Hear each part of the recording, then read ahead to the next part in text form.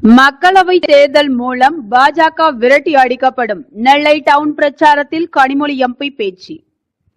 மக்களவை தேர்தல் மூலம் பாஜக விரட்டி அடிக்கப்படும் என நெல்லை டவுனில் காங்கிரஸ் வேட்பாளர் ராபர்ட் புரூஸுக்கு கை சின்னத்தில் வாக்களித்து வெற்றி பெறச் செய்யுங்கள் என நெல்லை டவுனில் நடந்த வேன் பிரச்சாரத்தில் கனிமொழி எம்பி பேசினார்.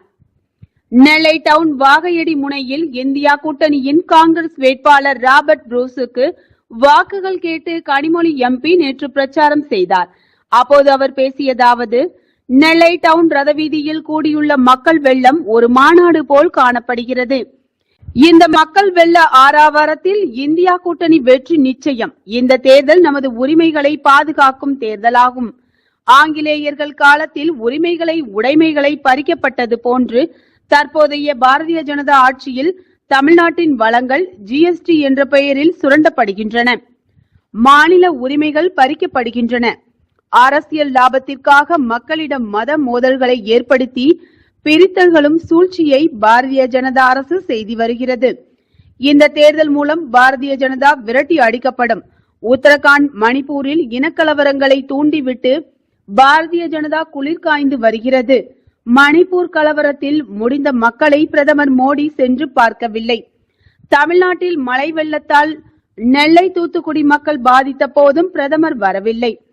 தற்போது தேர்தல் காலம் என்பதால் 3 முறை தமிழ்நாட்டிற்கு அவர் வந்து சென்றுள்ளார். தமிழ் படிக்க பேச பிரதமருக்கு ஆசையாக உள்ளதாக கூறியுள்ளார்.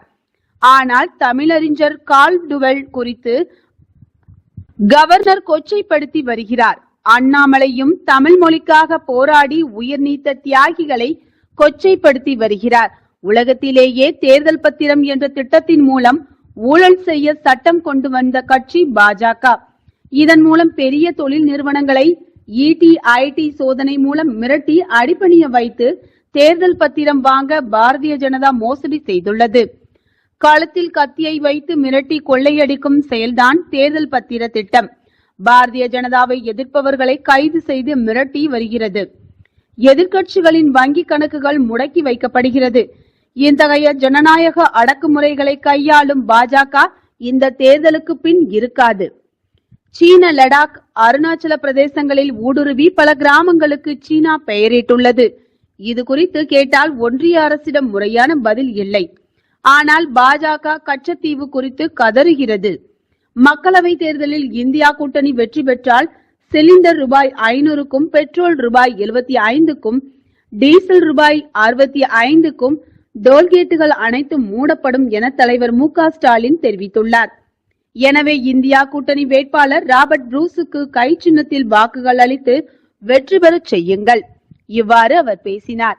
பிரச்சாரத்தில் நீதி மற்றும் மனிதவள மேலாண்மை துறை அமைச்சர் தங்கம் தென்னரசு, கிழக்கு மாவட்ட திமுக செயலாளர் ஆவுடையப்பன், மத்திய மாவட்ட பொறுப்பாளர் டிபிஎம் மைதீன்கான், பாளை தொகுதி எம்எல்ஏ அப்துல் வகாப், தொகுதி பொறுப்பாளர்கள் வசந்தம் ஜெயக்குமார், ஹெலன் டேவிட்சன், நெல்லை மாநகர செயலாளர் சுப்பிரமணியன், மாநில வர்த்தகர் அணி இணைச் செயலாளர் Malairaja, ALS Lakshmanan, Pechipandian, mayor PM Saravanan, துணை மேயர் KR ராஜு, மாநில மகளிர் அணி தொண்டர் அணி துணை செயலாளர் விஜிலா சத்யானந்த், பகுதி செயலாளர் கோபி என்ற நமச்சிவாயம், காங்கிரஸ் மாநகர மாவட்ட தலைவர் சங்கரபாண்டியன், மாநில பொதுக்குழு உறுப்பினர்கள் சொக்கலிங்ககுமார், கவிபாண்டியன், மானூர் ஒன்றியம் சிவன் பெருமாள், மாவட்ட பொருளாளர் வன்னை சேகர், மாநகர பொருளாளர் பூக்கடை அண்ணாதுரை, சூப்பர் மணி, பாளை பிரான்சிஸ், வட்டக்கழக செயலாளர் பத்மராஜ்,